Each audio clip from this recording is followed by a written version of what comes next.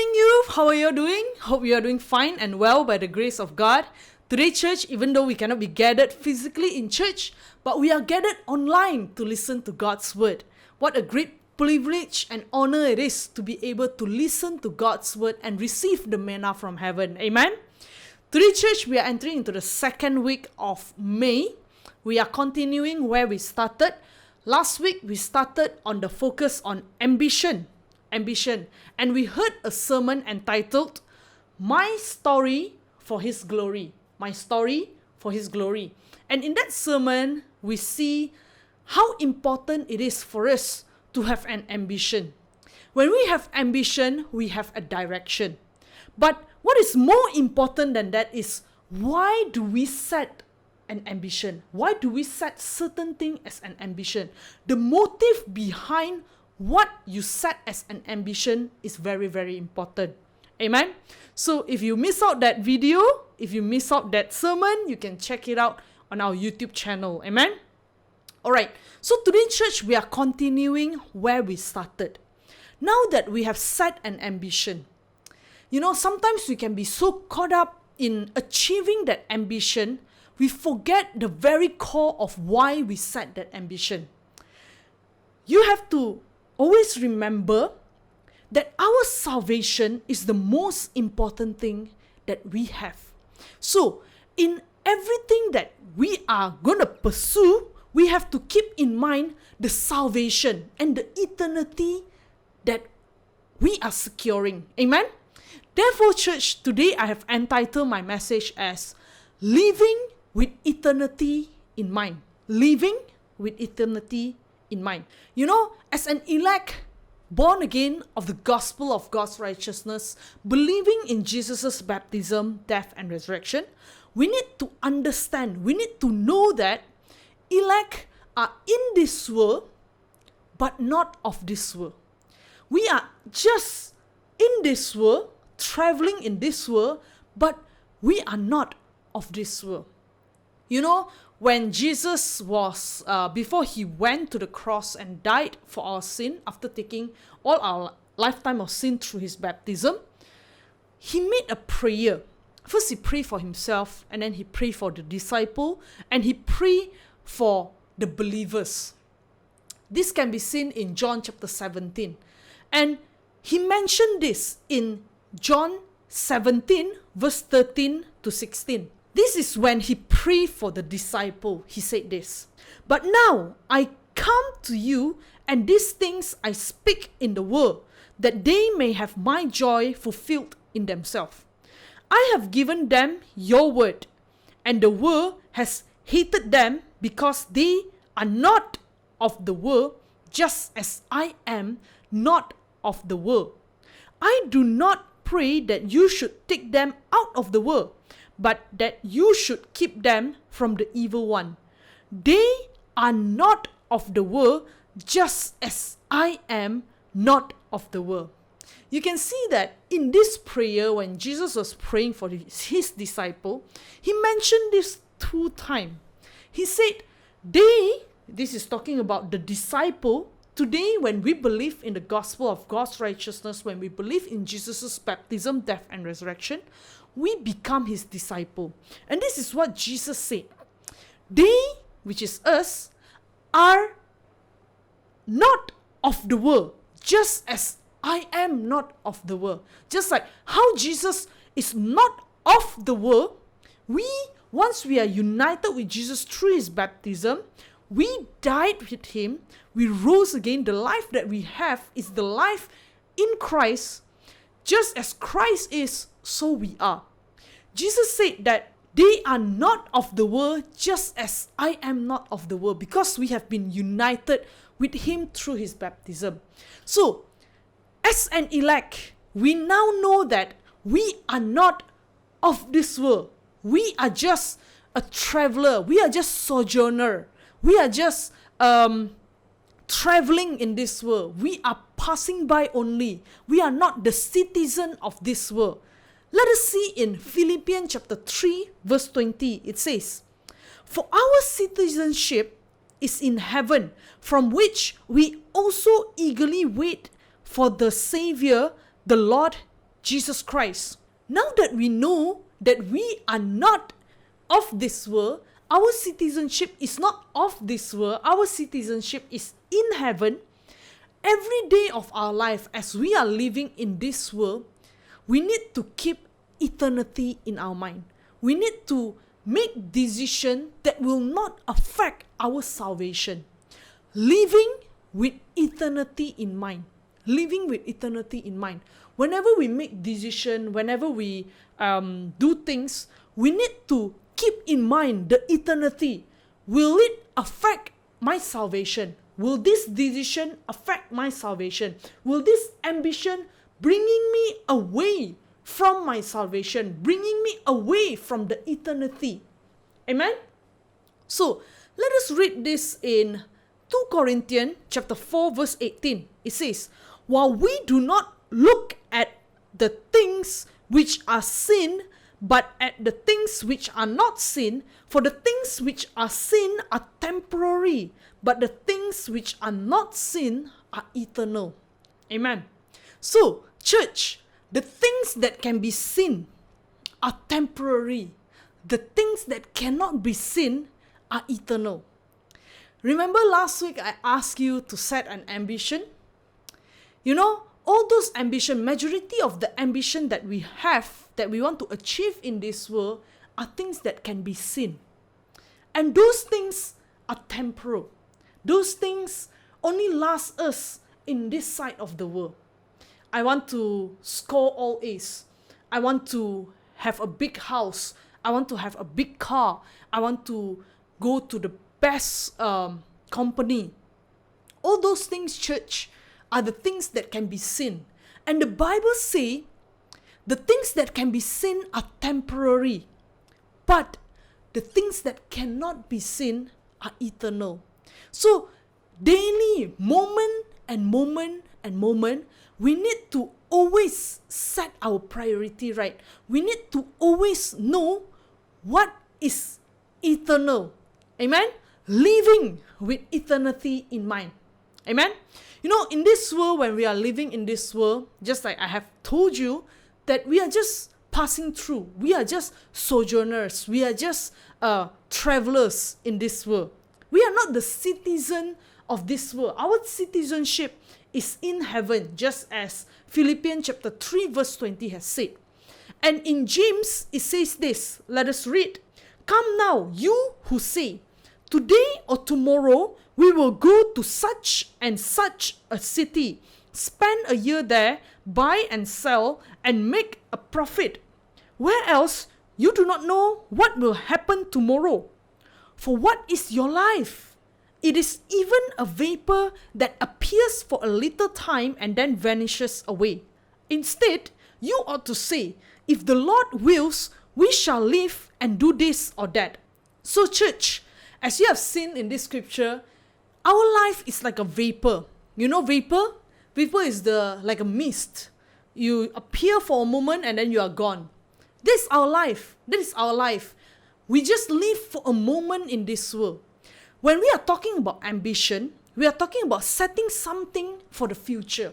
Remember last week I told you that our life, if we are without ambition, we are without direction, right? Just like the ship going into the sea, sailing in the sea without knowing where it's going.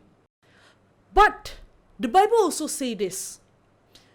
Who are we to say that today I will do this, tomorrow I will do this, next year I will go to this city, I will go to this city, I will do this and do that? Because our life is like a vapor. Just like that we can be gone. You know, the coming back of Jesus is like a thief. We dying also like a thief because we do not know when we will die. Right? So, that's why the Bible says that we should not set it like, okay, I'm going to do this and that. We shall say, if the Lord wills, we shall live and do this or that. If the Lord wills. If the Lord will, I will achieve this. If the Lord wills, I will achieve that. Amen? So, our ambition have to be in line with the will of God. Amen? Amen. So, this our life is like a vapor. And another thing that the Bible says about our life, which we can see in Psalms 144, verse 3 to 4. It says, Lord, what is man that you have knowledge of him, or the son of man that you are mindful of him? Man is like a breath. His days are like passing shadow. See, church, another verse that explains that our life is so short, just like a passing shadow. That's why when we set an ambition, we need to say, God, this is my ambition. If you will, I will do this. If you will, I will do that. Amen? Great. So, when we live in this world, right, church, we need to keep in mind the eternity. We always have to live with eternity in mind. Amen? That's why in Psalms 90, verse 12, it says, so teach us to number our days, that we may gain a heart of wisdom. So church, when we know that our days are numbered, we know that our life is like a vapor, we know that our life is like a passing shadow, we can ask God, God, teach me to number my days so that I can have a heart of wisdom. I can make the right decision in this world that will not affect my eternity, that will not affect my salvation. I can live every day having eternity in my mind. Today's message title, Living with Eternity in Mind. Whatever decision that you make sure it doesn't touch, it doesn't endanger your eternity. Amen? So, we know that our life is like a passing shadow, our life is like a vapor. We can die anytime, and we also know that the coming back of the Lord is also anytime. We do not know when Jesus will come back and take us back home. So, I'm going to focus on this, the coming back of our Lord Jesus Christ. Today, we're going to only learn 2 points from our soul. Why not we start with reading our soul first? Let us read it together from Matthew chapter 24, verse 36 to 44. But of that exact day and hour, no one knows, not even the angels of heaven, nor the Son in his humanity, but the Father alone. For the coming of the Son of Man, the Messiah, will be just like the days of Noah.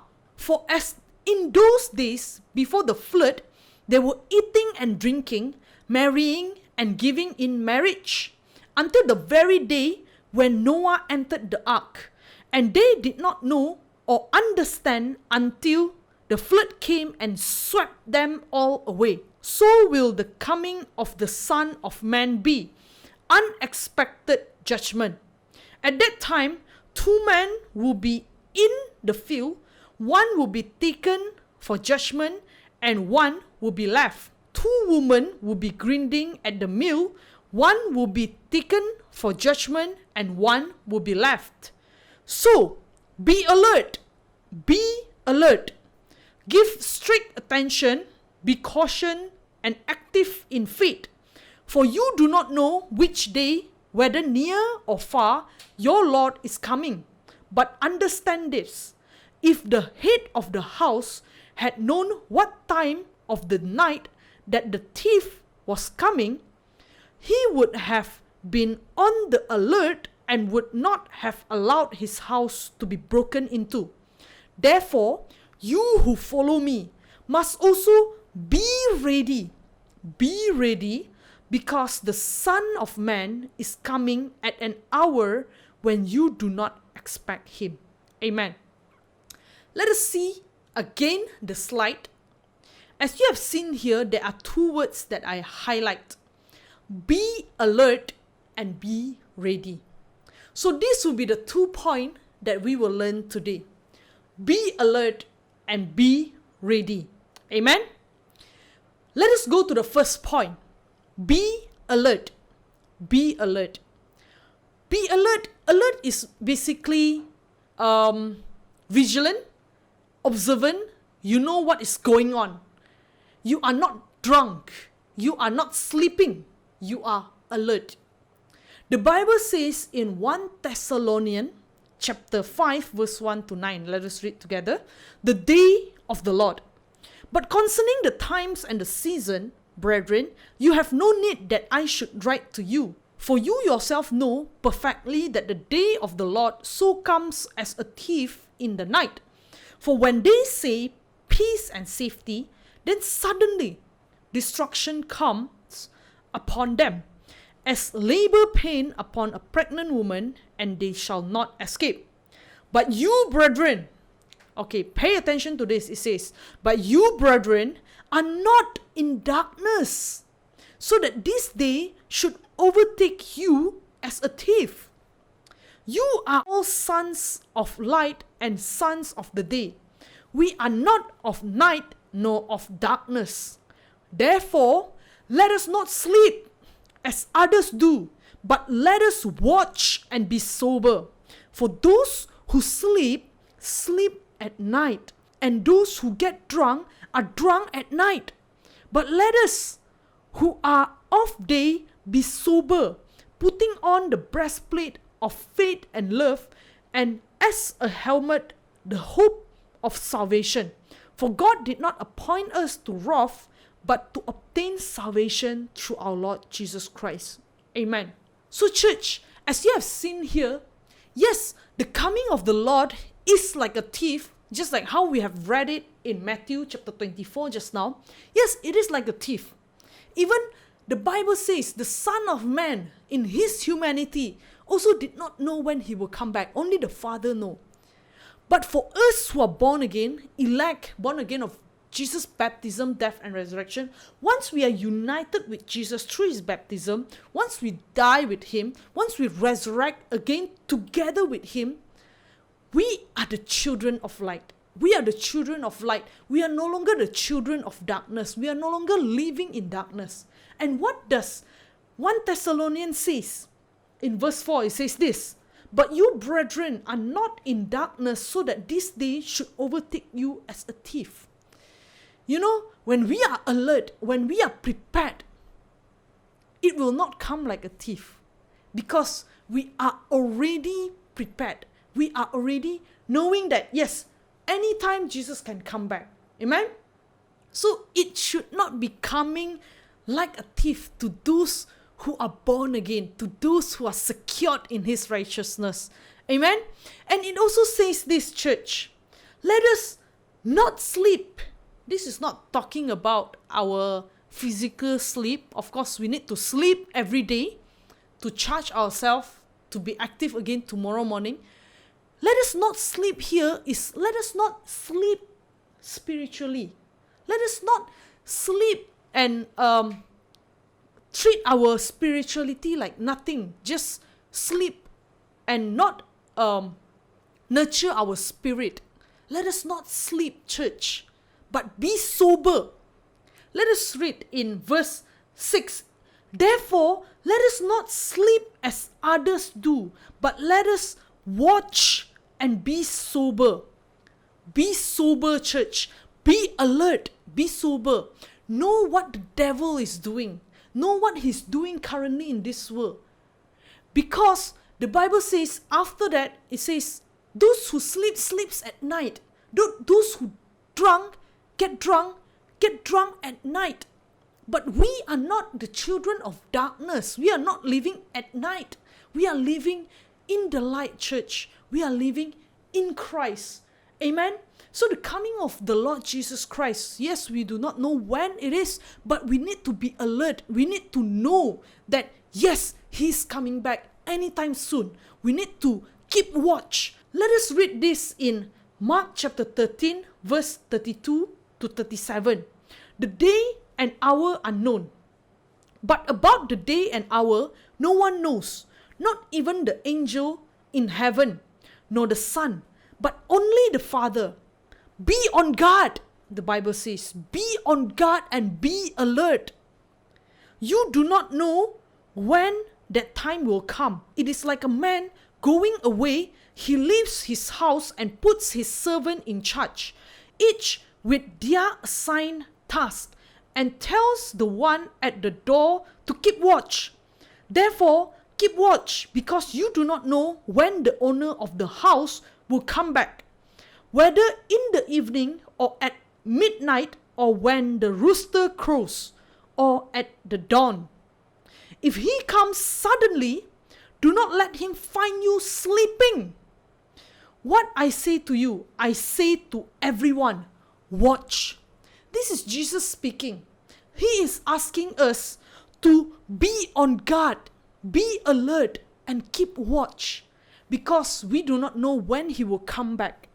And when he come, it says here in verse 36, if he comes suddenly, do not let him find you sleeping. Do not let him find you sleeping, church. Spiritually, are we growing? Spiritually, are we sleeping? Are we nurturing our spirit? Are we sleeping in the spirit? So, when he come back, we need to be alert, be on guard all the time. Because, you know why? The devil is always ready to steal away that treasure. Remember Brother Jeremy's sermon? The treasure, the salvation that we have. He's always ever ready to take it away from us. That's why we need to be alert. We need to keep watch. We need to always be on guard. Amen? Let us read this in 1 Peter chapter 5 verse 8. Be alert and of sober mind. Your enemy, the devil, prowls around like a roaring lion looking for someone to devour. So, we know that the devil is not happy that we are born again. The devil wants to bring as many people as possible with him to hell. Of course, he wants to steal your salvation. Of course, he don't want you to be united with Christ. Of course, he don't want you to be on guard. Of course, he don't want you to be alert and keep watch. But we, born again child of God, we need to be sober, the Bible says. Sober means you are not drunk. Sober means you are alert. You know what is going on. You know what is happening. You know what the devil is doing. Amen? Now, let us go to the last verse for this point. 1 Corinthians chapter 16 verse 13. Be on guard. Stand firm in the faith. Be courageous and be strong. Amen. So, as the born again child of God, we have to always live with eternity in mind. We need to always be alert and know what is going on in this world. We do not become like the drunkard people who get drunk at night and don't know what's going on and sleeping all the time. Spiritually, are we healthy? Spiritually, are we growing? Be alert, church. Be alert. Satan is ever ready to steal our salvation from us. So we need to keep our faith. During this MCO, stay strong, be courageous, be on guard. Stay alert, and know what the devil is doing. Amen? Now, once we are alert, the second point, be ready. Be ready. I'm sure all of you know this story about the 10 virgin. The 10 virgin that we can see the story in Matthew chapter 25. Just for the sake of those of you who have not heard about the story, why not we read it together? Amen? Let us read from Matthew chapter 25 verse 1 to 13. It says, the parable of the wise and foolish virgin. Then the kingdom of heaven shall be likened to 10 virgins who took their lamp and went out to meet the bridegroom. Now 5 of them were wise and 5 were foolish. Those who were foolish took their lamp and took no oil with them, but the wise took oil in their vessel with their lamp. But while the bridegroom was delayed, they all slumbered and slept. And at midnight a cry was heard, behold, the bridegroom is coming. Go out to meet him. Then all those virgins arose and trimmed their lamp. And the foolish said to the wise, give us some of your oil, for our lamps are going out. But the wise answered, saying, no, lest they should not be enough for us and you. But go rather to those who sell and buy for yourself. And while they went to buy, the bridegroom came, and those, okay, pay attention to this highlighted word, and those who were ready, and those who were ready went in with him to the wedding. And the door was shut. Afterward, the other virgin came also, saying, Lord, Lord, open to us. But he answered and said, Assuredly I say to you, I do not know you. Now, this is what Jesus say again. Watch. Watch therefore, for you know neither the day nor the hour in which the Son of Man is coming. Amen. You see, church, in this passage of scripture, we have seen 10 virgins. 5 of them are wise, 5 of them are foolish. 5 of them have oil together with them. When they bring the lamb and waiting for the bridegroom, they have oil. But the 5 foolish one does not have oil. When the bridegroom came, this is talking about Jesus Christ came, and when he come, now they are starting to find oil. The wise one have oil, and because they have oil, they are able to welcome. Oil here speak about the Holy Spirit. They are able to welcome Jesus. They are ready to welcome the bridegroom. But those who do not have, they go and find. They go and find from those people who sell. But it's already too late.